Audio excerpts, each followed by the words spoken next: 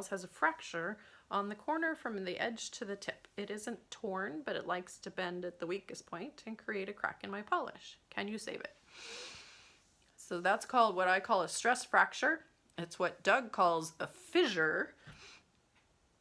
And that's just when you've bent your nail too much. You know, you whacked it into something, a door, a handle, or here's the worst, trying to put the sheets on your bed.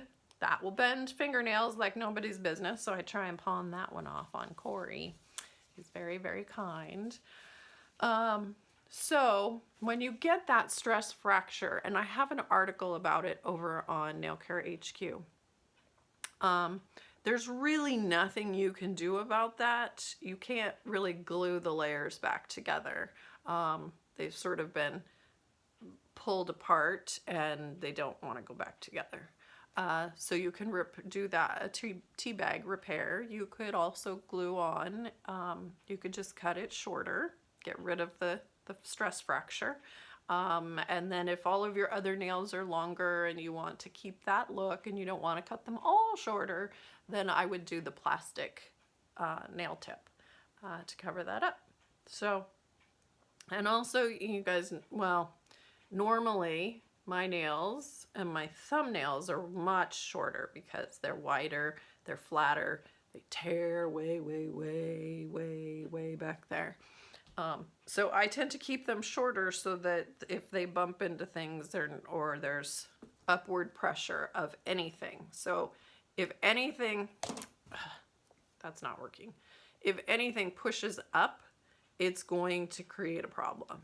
And so that's what happens with a lot of people is it's really the upward pressure of when we're doing things that kind of help make tears, because your body is, and your nails are actually, because of the way the cells are lined up,